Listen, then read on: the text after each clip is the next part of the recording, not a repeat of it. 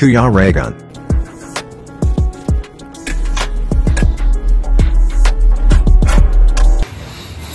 Ayan mga kalangga, welcome back po sa aking YouTube channel sa Kuya Raygun Vlog. And yun nga mga kalangga, sa oras na to ay meron tayong bisita at nandito si Kuya Justin, Siyempre kasama yung kanyang anak. At ito po ay interviewin natin, At matagal-tagal po na hindi kami nagkita, kaya wala tayong balita sa kanya. So ngayon lang po tayo nagkaroon ng pagkakataon para mapanayam siya o makausap. Ayan po si Kuya Justin. Yan, opo.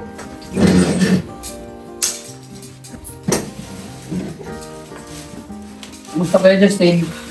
Ako lang po. Ha? Ako lang po. Oo. Anong balita? Ito dito may konting Ano? problema. Ano naman yung problema? Kumusta si Christine Joy? Ay, tinatawagan ko po kaso nga lang yung papa niya ayaw na sa akin pagkausap. Pero nung nakaraan, nakakausap mo pa naman. Yung bata, yung pumipilit na magkiusap. Yung ama, yung ayaw. Oo. Nakaraan na rin yun.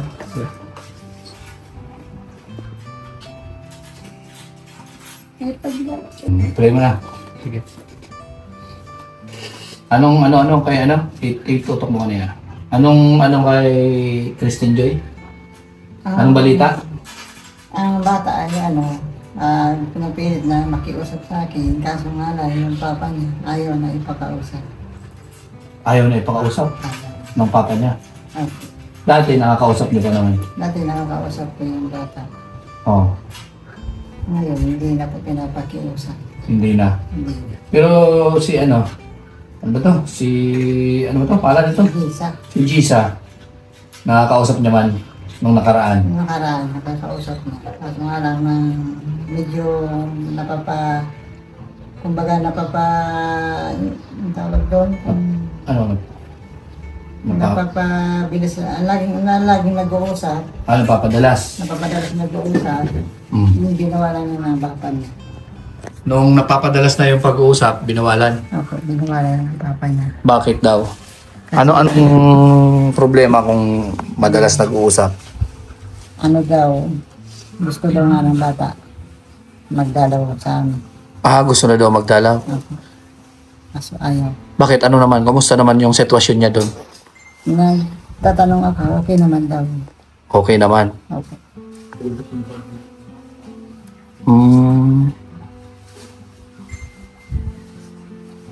Tapos, ang pag-aaral niya, tuloy-tuloy man? Okay man daw. Tuloy-tuloy man yung pag-aaral? Opo, tuloy-tuloy man daw. Ikaw nag-aaral ka? Anong grade ka na? Kinder. Kinder next year, grade 1 ka na? Yeah. Ha? Yeah. Ay, grabe. Saan ka nag-aaral? Pandan. Sa? Pandan. Sa Pandan? Sa dait. Ang sabi.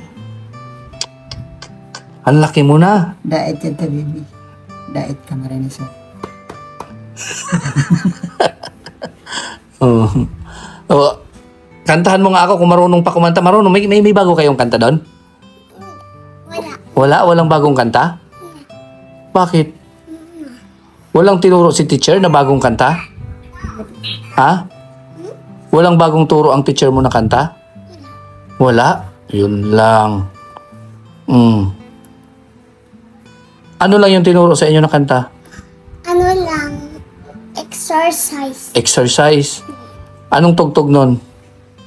Na araw ang panahon, nag-exercise kami.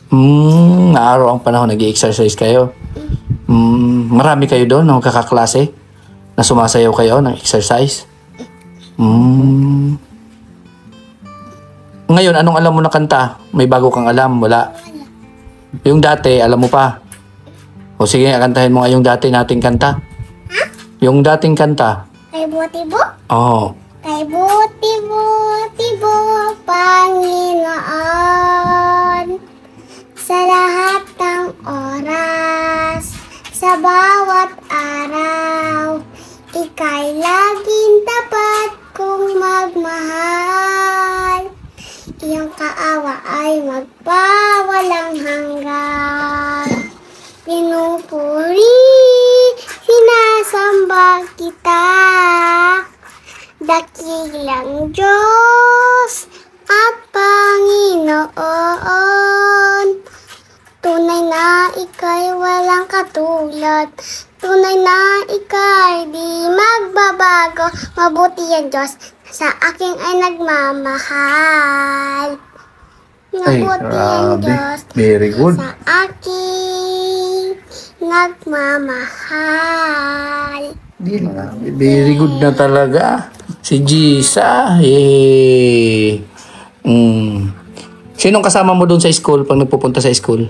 Papa, Papa mo hinahatid ka? Magaling no.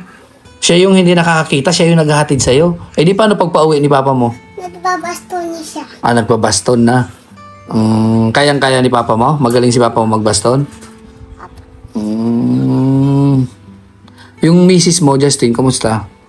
Ayan po, iniwan ko muna po kasi may ano kami, may kumbaga, Oh, may inaano na panggagastusan.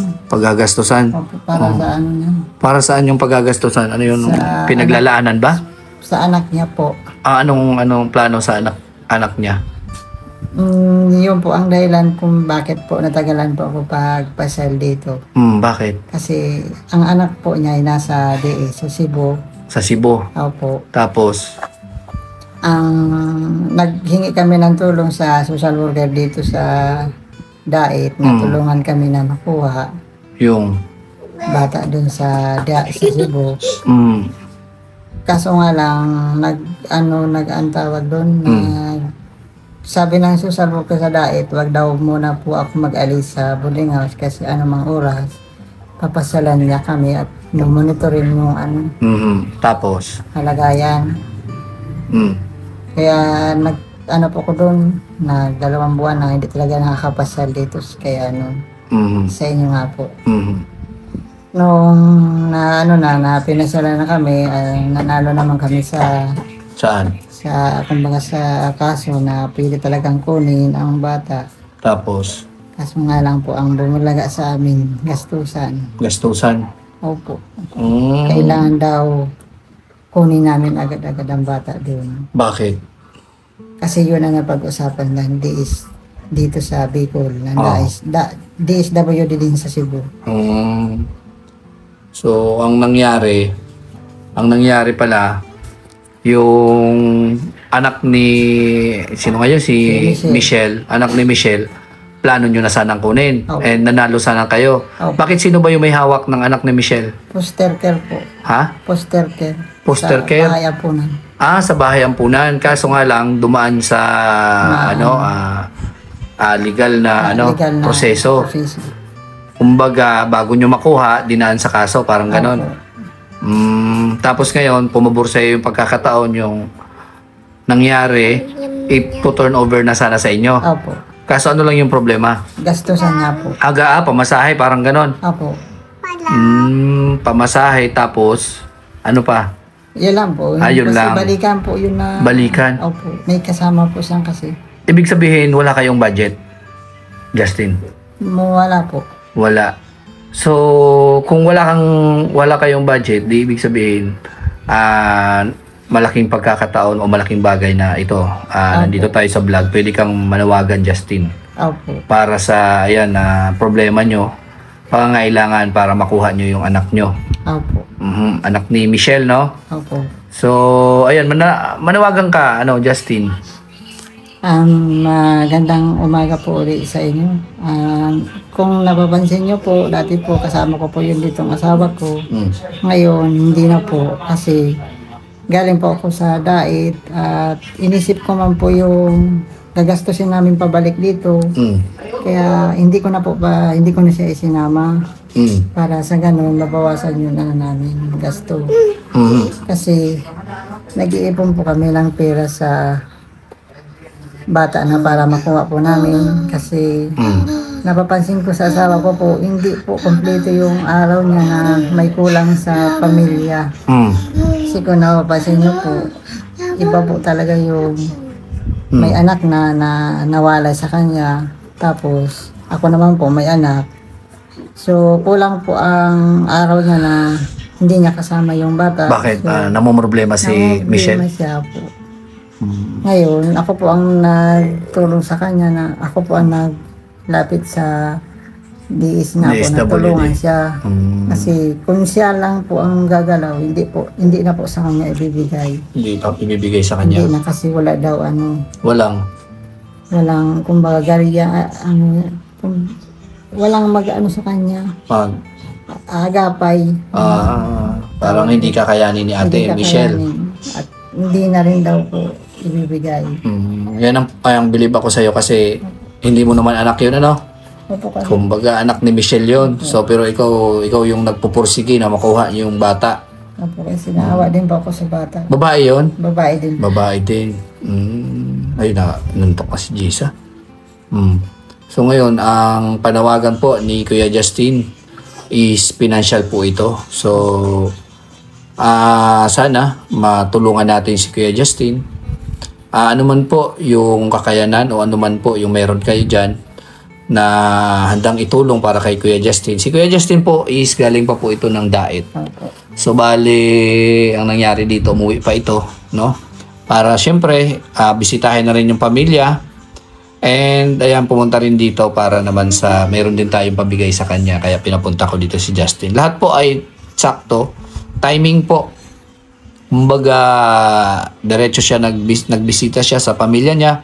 And pinadiretso din natin siya dito sa aming bahay para maibigay po ako sa kanya, may ibibigay tayo. So matagal na kasi ito, Kuya Justin, pambihira. Nung last year pa yata. Oho. So ito po, meron akong bigas dito. May bigas. Tapos meron akong mga school supply. Ito talaga yung school supply para kay Jisa. Ayan, no. Ayan, para kay Jisa yan. Mga school supplies yan. So, meron ako nito. May lapis, may Crayola. So package yan. Ayan. So, ang ano lang dito, ang dami mong lapis, Bihira. Wow. Oh, grabe, ang daming gamit. So, ang daming gamit ni Ang dami kong Jisa. color. Wala, mabigat yan, Jisa. Opo, mabigat. Mabigat ba? Ang daming papel ko. Opo, Ang daming papel. Pag nagkawala yung papel ko, iba naman ang gagamitin ko. Uy, grabe. Huwag mong walain. Ingatan mo. Ingatan ko man yung mga ano ko. Ingatan mo. Meron na ako nito. Meron ka na. Tapos ano pa? Ayan, ang daming papel, isang pad yan, ha? Opo, ang dami. Ang dami yan. So, ganito, Justin, magpasalamat ka kay Kuya Michael. Ay, opo. Donkeys yun. Thank you. Thank you. Thank you po. Thank you po, Tito Michael. Ayan, thank you daw, Tito Michael. Ayan, pagbutihin mo yung pag-aaral mo, ha? Magaling ka sa pag-aaral? Lagi ka may star? Ay, grabe. Ang Ang galing. dami kong notebook. Puno na ako sa bag notebook. Ay, grabe. So, ayan, at isa po sa, panawagan po ni... Mabigat yan, mabigat. Mabigat yan. Madami akong lapis. Isa sa panawagan po ni Justin, no. Humihingi siya ng tulong financial po para sa pamasahe papuntang Cebu, no? Opo. Papuntang Cebu. At ang alam niyo naman po kung magkano yung pamasahe papunta ron. Eroplano ba yan, Justin? Eroplano. Balikan. Yun ang isa sa problema nila para makuha nila yung anak po ni Ate Michelle. Si Ate Michelle ba naiyak? Medyo laging malungkot po. Lagi malungkot dahil gusto niya makuha yung anak niya. Kumusta man si mama mo, Michelle? Okay lang naman. Mabait si mama Michelle? Apo. Ay, grabe. Mahal na mahal ka ni mama Michelle? Yeah. Ay, grabe. Galing. So, hayaan mo at baka matulungan tayo, Kuya Justin, no? Yun nga po, isa sa panawagan po ni Kuya Justin, makuha ang anak po ng kanyang kinakasama ngayon. And syempre, magkakaroon ng katuwang o kaibigan o kalaro si Jisa pag nagkataon. Ilang taon na ba yon si Michelle? Yung anak ni Michelle. 5 years old din po. 5 years old? Halos magkasing edad lang sila? So, iyan po, malaking bagay po pag natulungan natin si Kuya Justin. Pamasahe daw po yung kailangan. So magkano lang po yung meron kayo, pwede natin ibigay kay Kuya Justin. Maipon yan. At pag naipon, malaking bagay pang pamasahe nila Kuya Justin. At kasama si Michelle. Opo. Obligado kasi mama niya yon. At yun ang talaga. May karapatan para kunin yung bata. Kumbaga sasamahan mo lang. Opo. Ayan. So, mga kalangga, no? Malaking bagay po kung matulungan natin si Kuya Justin. Bulag man si Kuya Justin pero yung kakayanan niya halos parehas po ng natural na tao. Ayan. Si Gisa, na-miss ko yan si Gisa. Ay, grabe yan si Gisa. Ang daming lapis ni Gisa. Masipag ba si Gisa mag-aral? Opo. Ano yung sistema doon? Nag-uungupahan kayo? Opo, nangungupahan. Sa isang bahay kayo lang? Hindi, may mga kasamahan kayo, may mga katrabaho. Bale, ang nangyayari, salitan lang. May schedule. Bakit napunta ka dun sa Dait? Anong nangyari? Doon po kasi ako nagbaso kasi may dun. May. Maganda yung tema ng trabaho dun. Kumpara dito sa Sorsogon? Opo. Grabe, nalayo na nang napupuntahan mo, no? Opo. Sinundo kayo dito? Hindi po. Sinabi sa iyo na punta kayo doon. Opo. Grabe, ang galing mo. Talagang alam na alam mo yung yung proseso o yung sistema ng pagbibiyahe kung paano. Isang araw ang biyahe. Isang araw yung biyahe. Opo. Grabe, ang galing. So bali magkasama ka pa rin kayo sa trabaho ni Michelle, Opo. yung kinakasama mo. Kumusta naman si Jay sa paano yan pag nasa trabaho kayo? Sinong kasama niya? Kasama ko po yan sa Sa trabaho mo? Sa trabaho. Pag nag-out sa school, kinukuha ko po siya. Kinukuha mo na. Tapos doon lang siya sa trabaho mo. Opo. Hinanap kita doon sa SM, hindi man kita makita. Nandun Kung sa SM ka nagtatrabaho, hinanap kita doon, hindi ko makita. Hindi kita makita doon. Third floor. Third floor. Opo. Vibes. Ayan si Kuya Justin. Sana matulungan natin. At kailan balik nyo ng Dait? Bukas o Martes. Martes. Ano pa lang ngayon? Sunday, Monday. Next day pa. Next day pa yung balik ni Kuya Justin. So, ayan. Ring Carl. Mana?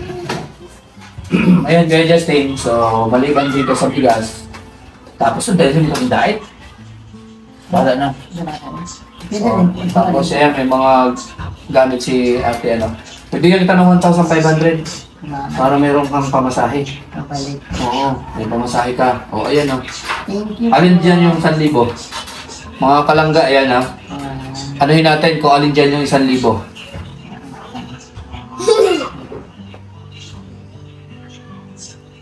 Ito po. Grabe, Ano yan, yung isa? 500. Ito yung 500. Alin yung 1,000? Ito. Ayan. Paano mo nasasabing yan ang 1,000? Si cellphone niya. Ito. Yan. Pagbilangin na ito. Bibili-bilang mo yan. 2, 4, 5 man yan. 5. Oo. 5 tulot yan. Tapos, Ito yung 5 tulot yan. 1.5. 1.7 yan. Ito. 4. 500 yan. Kasi nga. Oo, 4 nga yung tuldok.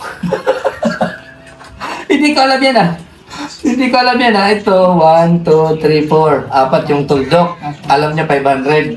Ito, 5. 5 yung tuldok. 1, 2, 3, 4, 5. So, bali, 1,500 po. So, pwede niyo na ito. Pang ano to, Justin? Dagdag na po ito. Pang dagdag na. So, magagamit mo na yan. Dagdagan mo at least pang sa pamasahin nyo papuntang Cebu. No? Itago mo yan at malay mo, madagdagan yan. Pag madami ng pera ni Papa, ako magbibigay. Grabe. So, ayan po mga kalangga, Sana matulungan po natin si Kuya Justin para sa, sa anak po ng kanyang kinakasama. Yung makuha niya. Ilang years na ba sila hindi nagkasama? 1 year na po. 1 year, ibig sabihin 4 years old nang nawalay sila sa isa't isa. So, isang taon na pala na hindi sila magkasama. Kaya sobrang miss na ni Ate Michelle. Grabe yung pagsusumikap ni Ate Michelle makapag-ipon at Opo. magtrabaho para may pangtusto sa anak, ano? Opo. Mhm. So, yun po mga kalangga, ang kwento po ng aming lapis si Gisa. At malaking bagay po yun. Yung mama nito, kumusta? Nakakausap mo ko ba? Hindi lang po. Hindi na. Bali, sana si Christine yung nakakausap mo. Opo.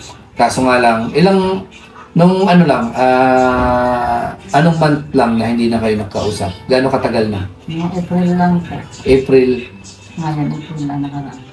April, May, June. Halos magtatatlong buwan na, no, na hindi kayo nagkausap.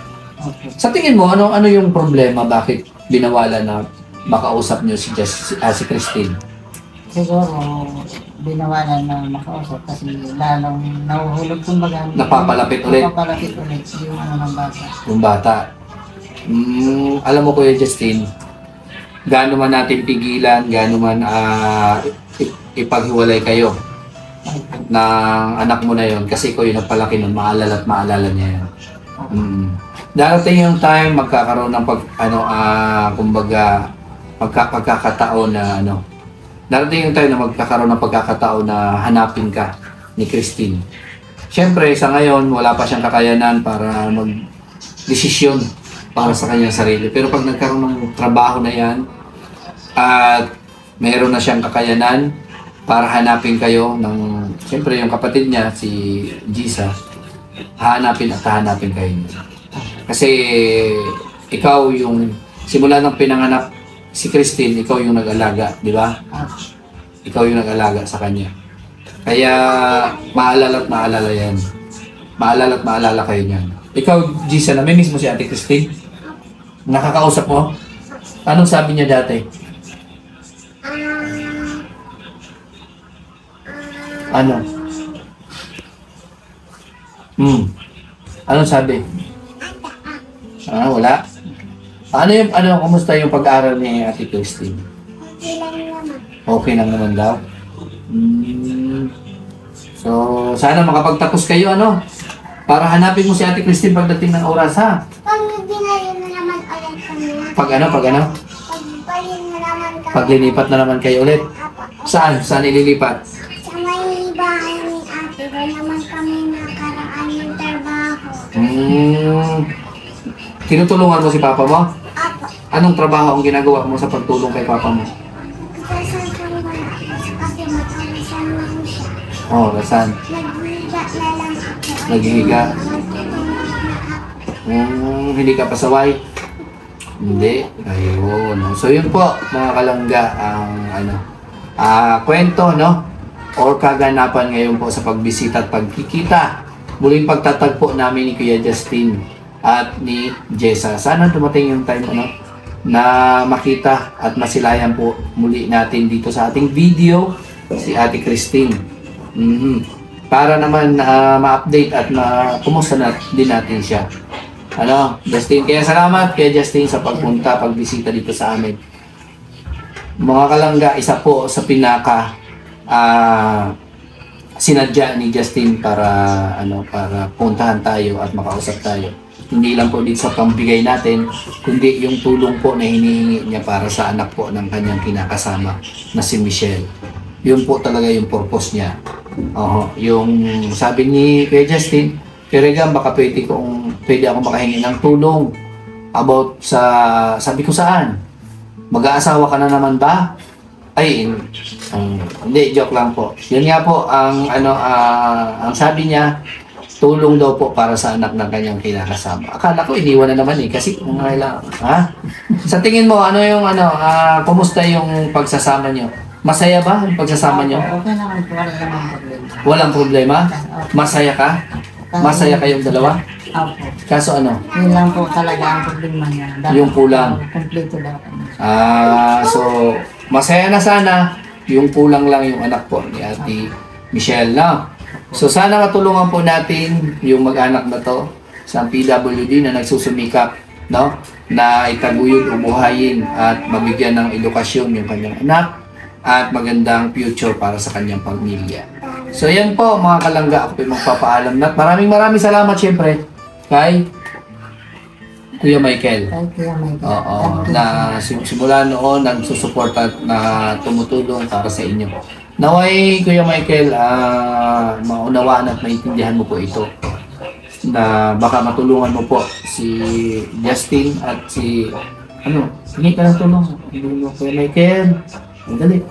Kuya Michael. Tito Michael, at ilapit mo konti. Tito Michael, Tito Michael. pwede bang pahingi ng tulong para sa kapatid ko na anak ni Ate Michelle? Dali. Dali.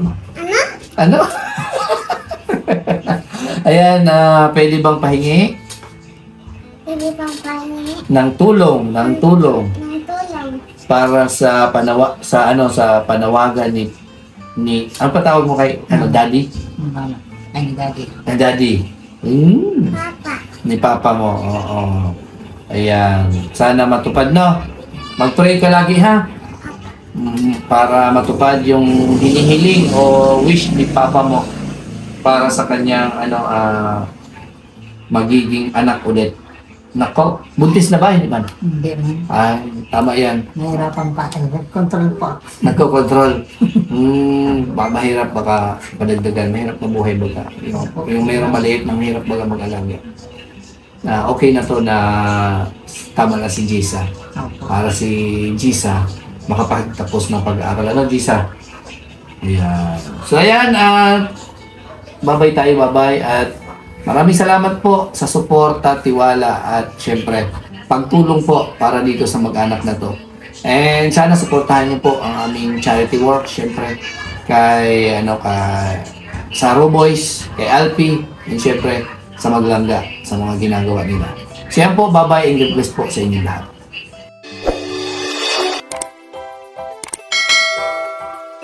Kaibigan at kasama nyo, Kuya Regan Vlog. Matulungin at mabuti sa kapwa, matanda man o mga bata, sa adventure ay isasama ka. Kabutihan lagi ang dala, saan man magpunta, Kuya Regan.